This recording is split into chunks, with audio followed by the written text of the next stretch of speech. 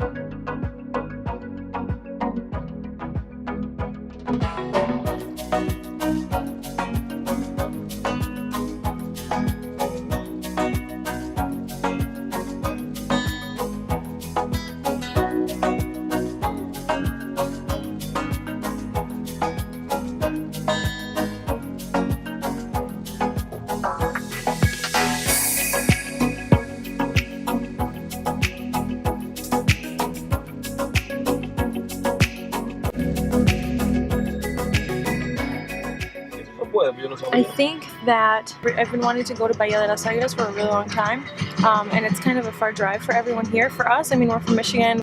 We drive like 4 hours to Chicago, or you know, if we want to go to New York, we've driven. I don't mind taking like little road trips, neither does Junior.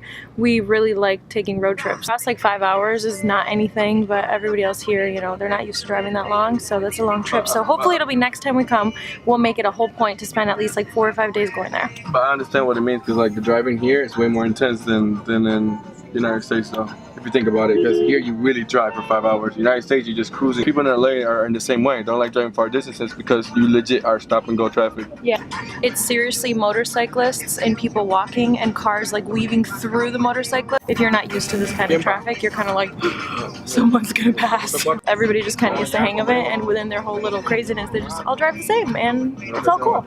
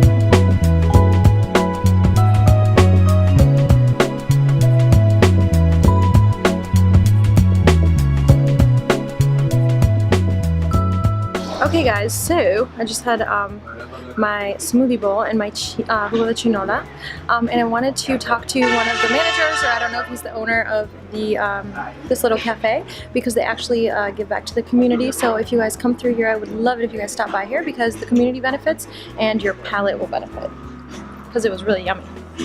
Okay, awesome. Okay, well, first of all, where are you from?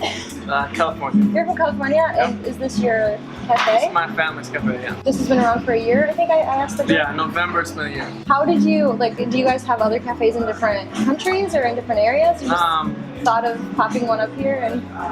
It's our first one. Okay. So, my family actually moved down here working with street kids. Okay. So we have a home. That organization we started in Venezuela, and then we moved here, and we also have one in South Sudan.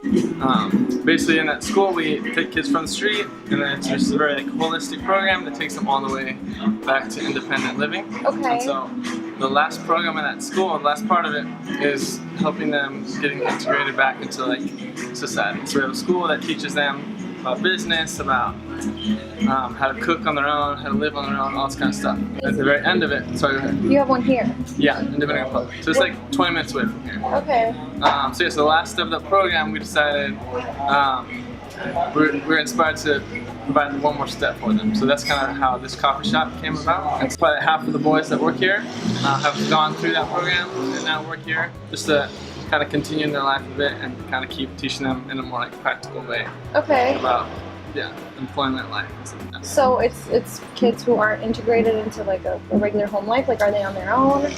Yeah. So the kids that we have from the street, they all have different stories, but the actual program where we prepare kids for like living on their own, we'll invite kids throughout Latin America to come for like 6 months for the school. Those kids, after they leave, then they're fully independent and renting their own place. So the kids that work for us, some of them live on their own, some of them are still ones that are in the program still and just kind of help out on weekends and stuff. Okay. How young? I mean, is it usually teenagers? The kids we take, typically, the youngest will be like 8 years old. That tends to be the age where it's hard for them to find homes to get into, so we kind of focus more on slightly older kids versus like toddlers and stuff like that. The kids in our home right now are everywhere between like 8 and like 18. So like a portion of the profits that you guys make here go to supporting so we support one, like providing employment to the boys there, and then 10% what we make here goes to supporting the boys and staff that are like volunteers that work there. So it's not co-ed? No, it's connected, but not directly. Okay, so why is it just boys? The boys mostly because it just tends to be what you find on the street more. Girls tend to be more useful in a home. Right. And if they are on the street, they tend to be caught up in like sex trafficking or stuff like that more easily, whereas boys, easier to kind of kick out of the house. Okay, got you. Yeah. I actually grew up in Venezuela. You did? Yeah. Okay. So my family moved there when I was like 2 years old. Okay. Yeah, I'm a very white Latin. No, I mean, I'm from Cuba. I mean, 70% of Cubans are white, so it's not a strange thing for, at least for me to see. Yeah, no girlfriend's down here. Okay. We met in like university and...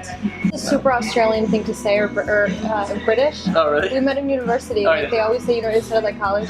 That's awesome. Thank you for letting me ask you questions. I just want to share, I have a YouTube channel, I just want to share it with my blog because a lot of people like to come to the Dominican Republic, but most people will go to like vacation or all-inclusive resorts, but then other people like to have super unique experiences and so cool. Can I steal it? Can I take one of your cards? Guys, this is the organization. It's called The Giving Tree. I don't know if you guys can see that. I'll link it down below. How cool was it that I got to ask him all those questions? It's really nice that they help children that need it and kids integrate themselves into society. So we are now officially headed to the beach. Get in here, we're going. Yeah.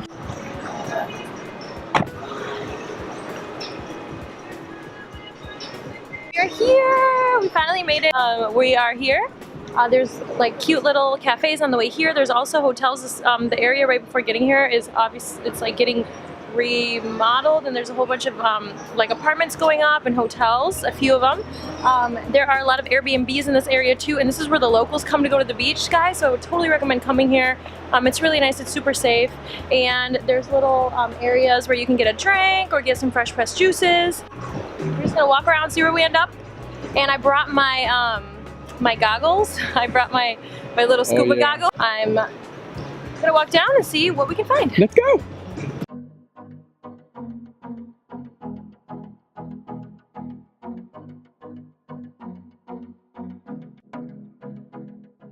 So a beer over here is like 75 pesos, which I think is like a few dollars, which is not too bad. And then they also have rum and whiskey and everything you could possibly think of. The place I'm dying to go to is this place down to the beach that has my coconut water and my pina coladas.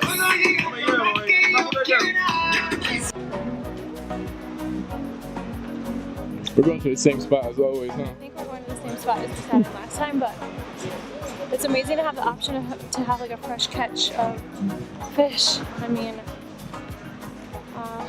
it's amazing.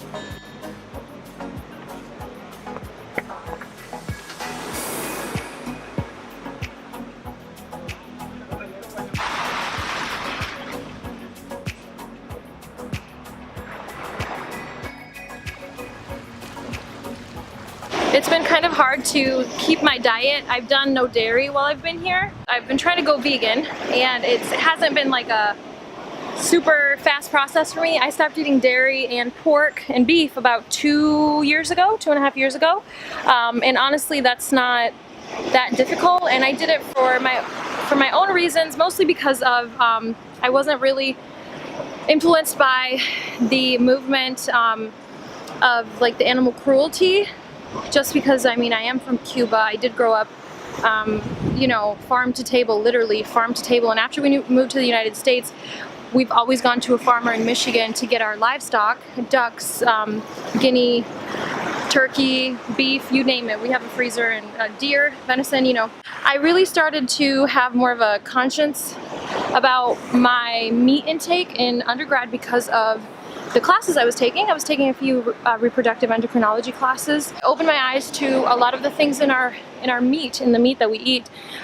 May it be just normal hormones that the animal has and you're consuming it and it plays with your hormones, and then that causes health issues.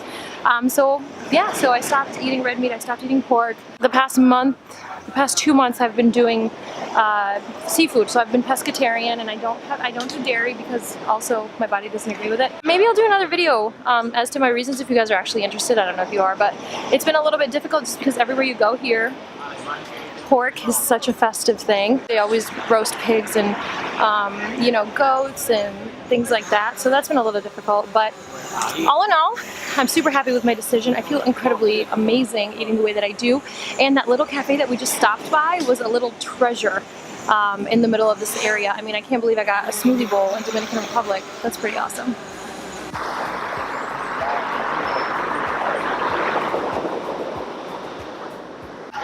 I'm going to lay out here and get some sun.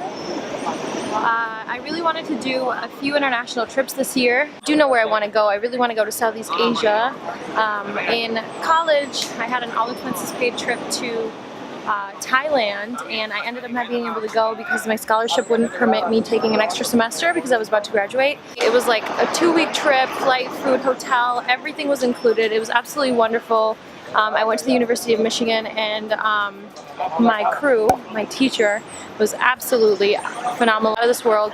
So I really fell in love with Thai culture, and although I couldn't go to the trip, I feel like I'm owed that trip, so I'll just give it to myself. If you guys have any recommendations of any place in Thailand that you really love, I really want to go to Chiang Mai, I want to go to Bangkok, I want to go to Phuket, Koh Phi Phi. There's so many little islands. I absolutely love being near the ocean. I mean, that's me 100%. But this trip has been really nice. It's been really relaxing to kind of get to see our friends that we hadn't seen in about a year. I think there's like 6 inches of snow in Michigan today. Yeah. And we are going to fly our drone.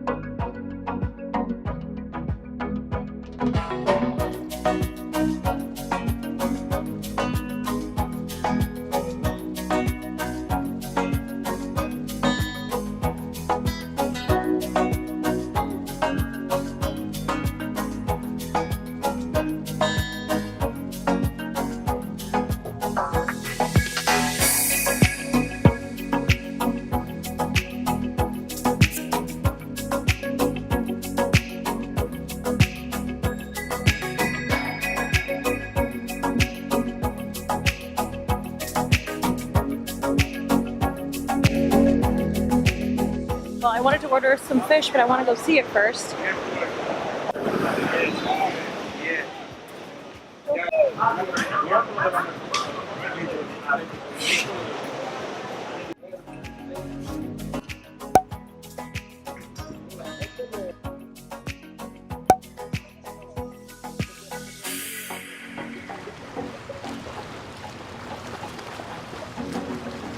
Hi guys, we're heading home in a few. I just wanted to share the sunset with you guys. My battery's super low, so I will catch you tomorrow.